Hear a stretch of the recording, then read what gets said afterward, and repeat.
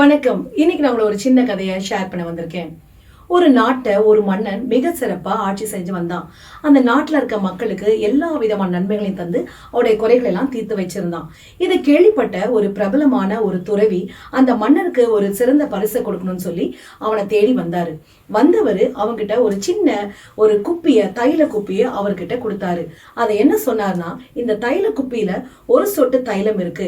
உடைய வயது முதிர்ந்த காலம் நெருங்கி கொண்டிருக்கும் போது இந்த தைல குப்பியில இருக்க தைலத்தை நீ உட்கொண்ட அப்படின்னா உன்னுடைய நீண்ட ஆயுள் இன்னும் நீடிக்கும் அப்படின்ற ஒரு வரத்தையும் சொல்லி அந்த தைல குப்பிய பரிசளிச்சுட்டு போனாரு. இதை கேள்விப்பட்ட மக்கள் அந்த அரசன் வச்சிருக்க தைல குப்பிய பார்க்கணும்னு சொல்லி ஆசைப்பட்டாங்க. அதனால அவர் அந்த அரண்மனையில நடுப்பகுதியில அந்த தைல குப்பிய ஒரு பெரிய கண்ணாடி பேழை மாதிரி செய்து அதுக்குள்ள வச்சிருந்தாரு. காலங்கள் கடந்தது. அந்த அரசர் அதை மறந்தே போயிட்டாரு.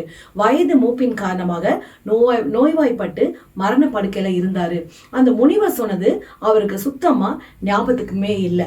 கடைசி காலம் நெருங்குற காலத்துல அந்த மந்திரி சொன்னாரு, அரசரே, ஒரு முனிவர் வந்து உங்களுக்கு பரிசா ஒரு தைல குப்பி கொடுத்தாரு இல்லையா, அதுல உள்ள தைலத்தை எடுத்து நீங்க உட்கொண்டா உங்களுடைய உடல் ஆரோக்கியம் பெற்று நீண்ட ஆயுள் உங்களுக்கு கிடைக்கும் அப்படின்னு சொல்லி ஞாபகப்படுத்தினார்.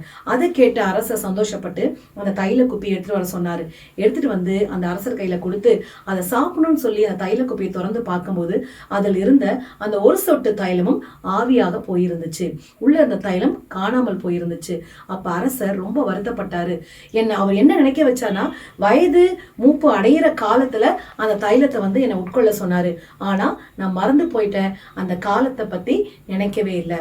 நம்ம கூட நம்முடைய வாழ்க்கையில ஒரு குறிப்பிட்ட ஒரு காரியத்தையோ செயலையோ செயல்படுத்தும் போது ஒரு சரியான கால வரையறைக்குள்ள அந்த காரியத்தை முடிக்கணும். காலம் தாழ்த்தி செய்கிற எதுவும் நமக்கு வெற்றியை தராது. நம் வாழ்க்கையிலும் தோல்விகளை தான் காண முடியும்.